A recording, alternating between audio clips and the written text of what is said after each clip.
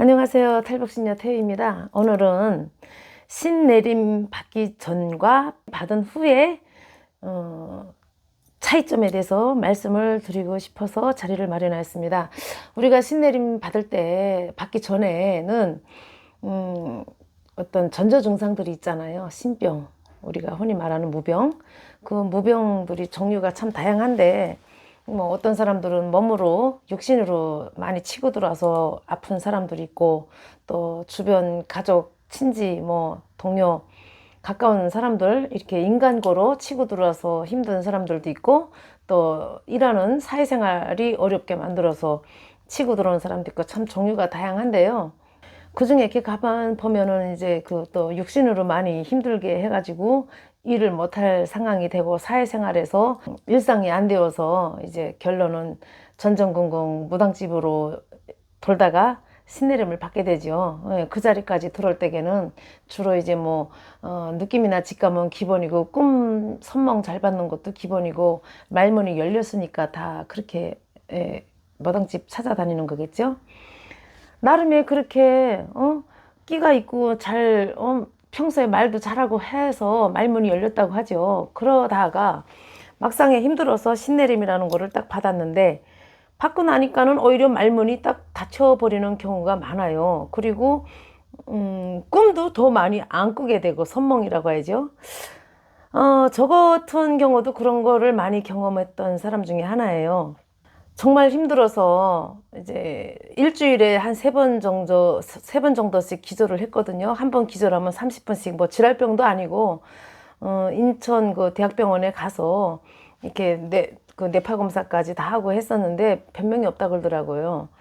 뭐 그렇게 해서 어쨌든 저도 사회생활도 못할 정도로 돼가고, 입은 열려가지고 자꾸 또 헛소리 하고 다니고, 이제 그러다가 이제 무당집을 전전긍긍 하다가 이제 신내림을 받게 됐는데, 막상 딱 받아 놓으니까 오히려 더 말문이 막히더라고요. 손님이 왔는데 무슨 말을 해줘야 되지? 신내림 받기 전보다 더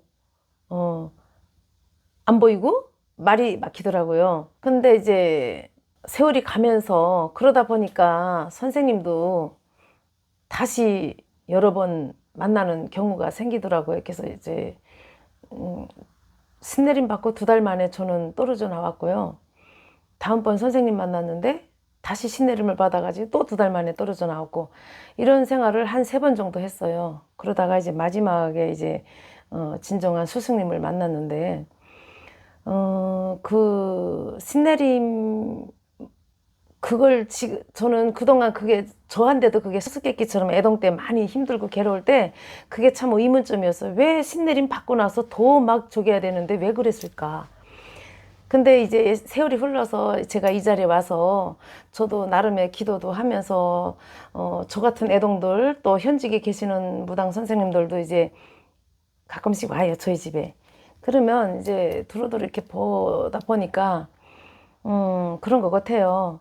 우리가 이 계통에 그런 말이 있어요. 스승과 제자는 어떤 자기 주력에 맞게 만나야 된다, 그런 말이 있거든요. 뭐 예를 들자면 뭐 글문주력이다, 무슨 장군주력이다, 뭐 주력들이 있거든요. 뭐 천신줄이네, 돛줄이네, 뭐 줄들이 많은데요. 어쨌든 제자와 스승은 줄이 맞아야 되는 것 같아요. 그 주력이 안 맞으면 바로 티격태격 나고요.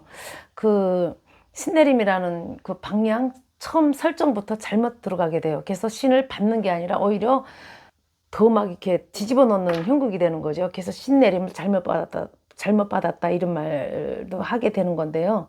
어쨌든 신내림 받고 나서는 더 많이 힘들었어요. 신내림 받기 전보다 몸 아프고 기절하고 이런 건 없어졌는데 너무 많이 힘들었고, 세월이 흐르다 보니까 이제 스스로 이제 일어서는 방법을 터득하게 되더라고요.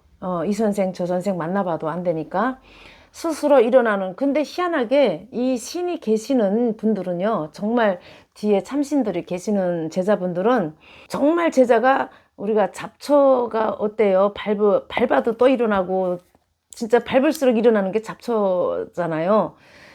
이 제자 애동 때는 그게 잡초같이 밟히고 일어나고 밟히고 일어나고 이렇게 크는 애동들이 정말 뒤에 큰 신령님들이 계시고 참신이 계시다는 거 알아야 되는 게, 제가 그랬거든요. 정말 힘들어서 이제 다 포기할까? 이제 신내림 받고도 저 자살할까? 아, 이제 막 죽을까? 인생 포기하고 싶을 때가 많았어요. 스스로 가다가 힘들어서 이젠 인간의 힘으로 한계가 온다 할 때는 신이 나서더라고요. 그땐 또 어떤 인연줄을 하나 주는데, 요만큼 공부했는데 여기서 터득되면은 요만큼 또 이제 공부할 수 있는 그 인연자를, 조력자를 만나게 해줘요.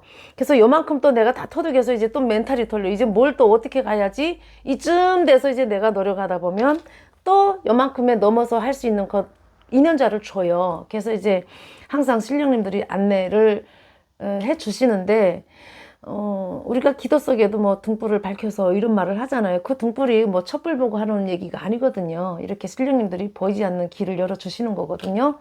해서 이제 스스로가 이만큼 컸을 때에는 이제 알게 되는 거죠. 아, 결코 정말 그 신내림 받고 내가 2달 있다가 3달 있다가 헤어졌던 선생님들 저는 미웠어요. 그 당시에는 돈 띵겨 쳐먹고 일도 제대로 안 해주고, 저 속으로는 정말 나 같은 사람 벼룩이 간을 빼먹지, 북한에서 나를 뭘 빼먹을 거 있어서 이렇게 했나, 난 이런 말도 많이 했어요. 그런데 지금에 와서는 그분들까지도 감사해요. 왜? 이만큼 와서 보니까요, 제가 꽃밭에만 굴러있고 꿀물 앉아서도 빨아먹을 수 있는 자리였다면 성장했을까요? 힘든 자리로 걸어온 것만큼 제가 강하게 일어나는 거고, 강하게 깨닫고 나가는 거고, 그 깨달음이라는 게 누가 주어서 뭐 소스를 줘가지고 뭐 제가 베껴서 해먹을 수 있는 것도 아니고 온전하게 몫이거든요. 제자의 몫. 그래서 이제 이 자리에 앉아서 이제 오시는 신도님들도 이렇게 보다 보니까 요즘에는 무슨 영적인 지도자들 뿐이 아니라 일반 스님들도 참말로 기도 많이 하시고 영으로 많이 깨어있는 분들이 많아요. 요즘에야 무슨 먹고 사는 게 중요한 시대가 아니잖아요. 물론 먹고 살아야죠. 근데 우리가 옛날 그 뭐 중농시대처럼 한 끼 농사 벌어서 한 끼 먹고 살 이게 아니잖아요. 먹는 것도 입는 것도. 지금은 그게 아니라 이 영적인 거품이 많은 세상이 됐거든요. 그래서 손님들도 보면은 제가 참 부끄러워서 더 많이 기도하게 되는데, 이만큼 와서 보니까 손님들도 나의 스승이요, 나의 선생님이요. 기존에 나한테 과거사에 인연이 짧았지만 스쳐갔던 그 악독한 선생님들도 돌이켜보니까 그들이 오히려 나한테 더 큰 선생님이었더라. 그분들 인해서 내가 이만큼 왔더라. 만약에 처음부터 좋은 선생님 만나서 제가 판을 깔아주고 승승장구했더라면 깨달음을 얻었을까요? 제자는 항상 슬픔과 괴로움 이런 것도 다 깨달음의 연속이고, 그 과거 속에 그 스쳐 지나간 분들도 나의 다 스승이었더라.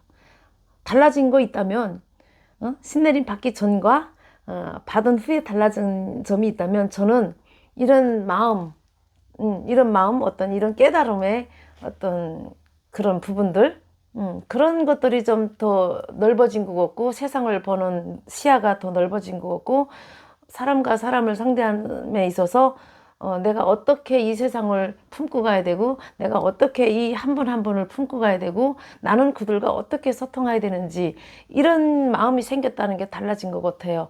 뭐 일확천금이 신을 모셨다고 신이 돈 벌어줘서 일확천금 생기고 이런 거는 아닙니다.